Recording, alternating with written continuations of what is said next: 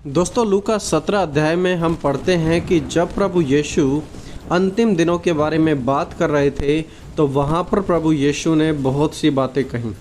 लेकिन एक बात जो हर कोई मिस कर जाता है वो है कि लूत की पत्नी को याद रखो। लूका 17 अध्याय उसकी 32 आयत में सिर्फ 3 शब्द हैं कि रिमेंबर लॉर्ड्स वाइफ, लूत की पत्नी को याद रखो। लूत की पत्नी को आखिरकार क्यों याद रखा जाए तो उसकी डिटेल हमें मिलेंगी उत्पत्ति 19 अध्याय में। उत्पत्ति 19 अध्याय में हम सदोम और गमोरा के विनाश के बारे में पढ़ते हैं। सदोम में अब्राहम का भतीजा लूत रहा करता था और तब परमेश्वर लूत के पास अपने दूत भेजते हैं कि तुम यहाँ से निकल जाओ क्योंकि मैं इन शहरों का विनाश करने वाला हूँ। और वहाँ पर परमेश्वर ने उन्हें एक आज्ञा दी थी कि जाते समय तुम पीछे मुड़कर ना देखना। पवित्र बाइबल में इस प्रकार लिखा है, तब यहोवा ने अपनी ओर से सदोम और गमोरा पर आकाश से गंधक और आग बरसाई और उन नगरों को और संपूर्ण तराई को और नगरों के सब निवासियों को भूमि की सारी उपज समेत नाश कर दिया। लूत की पत्नी ने जो उसके पीछे थी पीछे मुड़कर देखा और वह नमक का खंभा बन गई। लूत की पत्नी ने जो पीछे की ओर थी पीछे मुड़कर देखा और वह नमक का खंभा बन गई।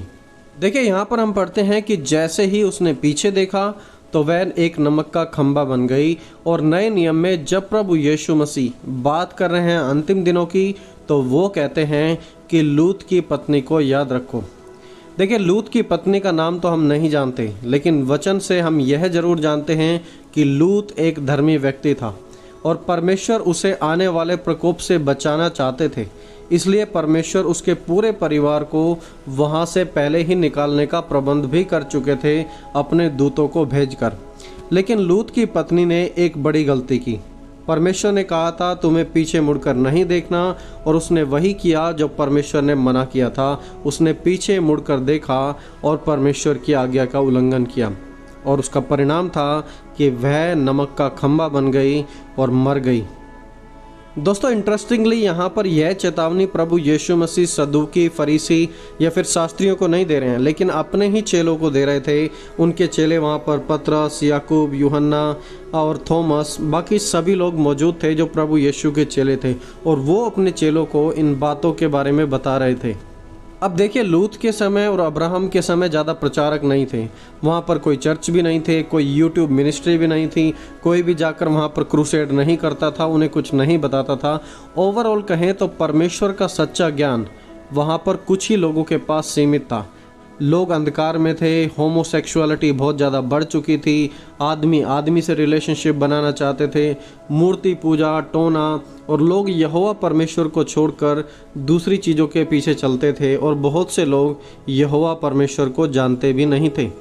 किसी दूसरे के पास ऐसा स्पष्ट ज्ञान और ऐसी कोई क्लियर चेतावनी नहीं थी जैसे कि लूत और उसके घराने के पास थी। उन्हें डायरेक्ट परमेश्वर ने खुद अपने दूतों को भेजकर उन्हें वार्निंग दी थी, उन्हें बताया था कि अब मैं इस स्थान को नाश करने पर हूँ और तुम यहाँ से निकल जाओ।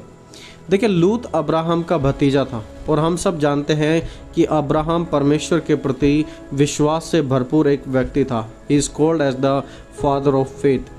लूत खुद एक धर्मी व्यक्ति था। उसके घर में दुआ, प्रार्थना, परमेश्वर की आराधना, परमेश्वर की बातें की जाती होंगी, लेकिन फिर भी लूत की पत्नी परमेश्वर की बात सुनने के बावजूद भी वापस मुड़ गई। स्वर्गदूत खुद उन्हें बाहर निकालने में उनकी मदद कर रहे थे, फिर भी उसने वही किया जो उसे नहीं करना चाहिए था। दोस्तों यह कोई छोटी बात तो नहीं है कि परमेश्वर की बातों को मनुष्य रिजेक्ट करे। परमेश्वर के दूतों ने खुद उनसे डायरेक्टली फेस टू फेस उनके घर पर आकर बात की है, लेकिन क्या उसका कोई प्रभाव लूत की पत्नी पर पड़ता हुआ दिखाई दिया? बिल्कुल भी नहीं। जो अनुग्रह परमेश्वर ने उन्हें दिखाया था उसने उस अनुग्रह को वेस्ट साबित कर दिया। वो एक अविश्वासी की मौत मरी। वो आत्मिकता का सिर्फ एक फैशन करती थी जो कि बाहरी रूप को दिखाने के लिए था, लेकिन उसका मन परमेश्वर से वास्तविकता में दूर था। दोस्तों अब हम इससे क्या सीख सकते हैं? दोस्तों पहली बात, हर एक चर्च में आने जाने वाला व्यक्ति, हर एक बाइबल स्टडी में आने वाला व्यक्ति सच्चा व्यक्ति नहीं है। आप देखिए लूत की पत्नी को, लूत धर्मी था, उसके घराने के लोग धर्मी थे, वो उसकी आज्ञाओं पर चलते थे और परमेश्वर ने लूत की पत्नी से खुद सुना था कि अपने दूतों को भेजकर कि मैं इस शहर को नाश करने पर हूँ, तुम यहाँ से निकल जाना। लेकिन फिर भी वो पीछे मुड़ी, सब कुछ जानने के बावजूद भी, और एक अविश्वासी की मौत मरी। दोस्तों, आपसे एक सवाल करना चाहता हूँ कि आखिरकार आज आपकी लाइफ कैसी है? क्या आप भी तो ऐसे नहीं हैं कि आप सब कुछ सुनते हैं, वचन पढ़ते हैं, लेकिन आपका दिल परमेश्वर से दूर हो? लूत की पत्नी के साथ ऐसा ही हुआ था। वो सब कुछ जानने और सुनने के बावजूद भी परमेश्वर से दूर हो गई थी, और उसका परिणाम था कि वो एक नमक का खंभा वहाँ पर बन गई। दोस्तों, एलिया नबी के बारे में हम पढ़ते हैं पुराने नियम में। एलिया नबी का एक चेला था जिसका नाम था एलीशा, और एलीशा के पास एलिया की सामर्थ से 2 गुना ज़्यादा सामर्थ का भाग था। और ये परमेश्वर के बड़े विशेष और बहुत ही प्रभावशाली नबी थे जो मुर्दों को भी जिंदा किया करते थे। एलीशा का भी एक चेला था जिसका नाम था गेहजी। अब देखिए, गेहजी उस समय के सबसे बड़े प्रोफेट के साथ रहता था।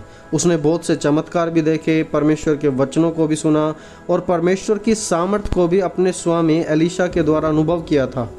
फिर भी there was no change in his life. उसके जीवन में कोई भी बदलावट नहीं था।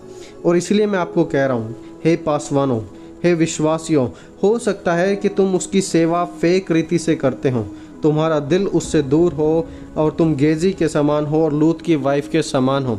लगता ऐसे है कि परमेश्वर के पीछे चल रहे हैं और परमेश्वर की बातें सुन रहे हैं, लेकिन दिल मुझसे दूर है। और प्रभु यीशु मसीह ने भी कहा था बहुत सारे लोगों के लिए, उन्होंने कहा, तुम अपने होठों से हे प्रभु कहते हो, लेकिन तुम्हारा दिल मुझसे दूर है।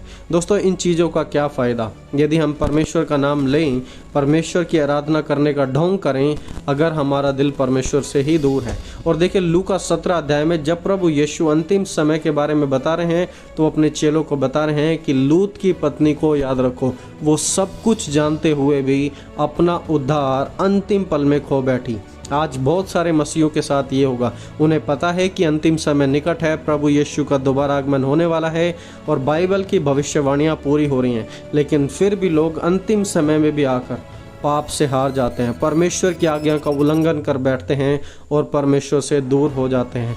वास्तविकता में वो परमेश्वर को सीरियसली ले ही नहीं पा रहे। दोस्तों, इस बात में कोई दो राय नहीं कि परमेश्वर प्रेम करने वाले हैं और वो सबसे मोहब्बत करते हैं, लेकिन साथ साथ हमें यह भी याद रखना है कि परमेश्वर एक न्यायी परमेश्वर भी हैं और वह धार्मिकता के साथ ही हम सभी का न्याय करेंगे।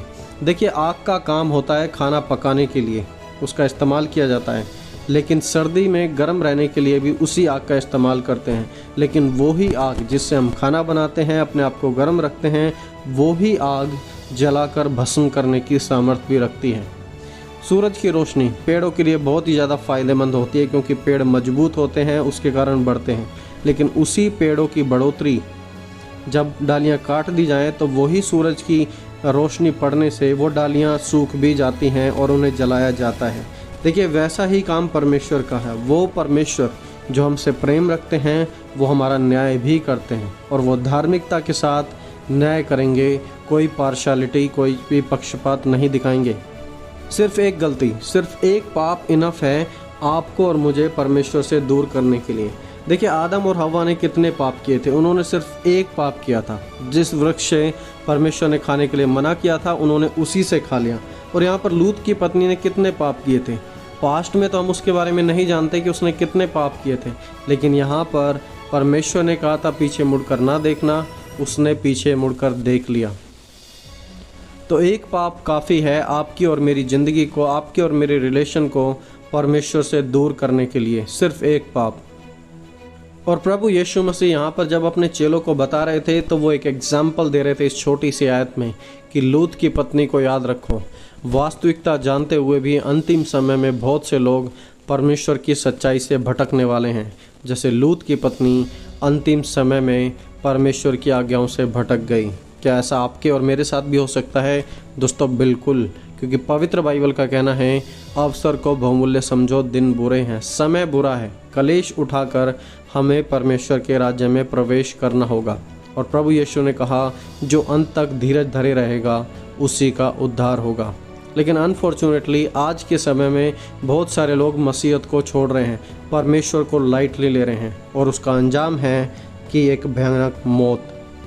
दोस्तों, परमेश्वर को बिल्कुल भी लाइटली ना लें और आज बहुत से मसीहों को यह सच जानने की ज़रूरत है ताकि वो ऐसा ना करें जैसा लूत की पत्नी ने किया। इसलिए आप इस वीडियो को दूसरों तक पहुंचाने में हमारी सहायता करें ताकि इस बाकी सभी लोग भी सच्चाई को जान सकें और समझ सकें।